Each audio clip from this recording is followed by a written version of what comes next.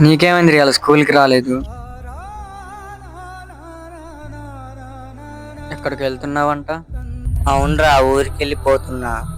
నిన్ను వదిలేసి వెళ్ళిపోతున్నావారా? అయితే నాకు చెప్పకుండా వెళ్ళిపోతావారు మా. నీకు చెప్పితే ఆడ బాధపడతావని చెప్పలేదు మామ. సరే, మళ్ళీ ఎప్పుడు వస్తావు మామ?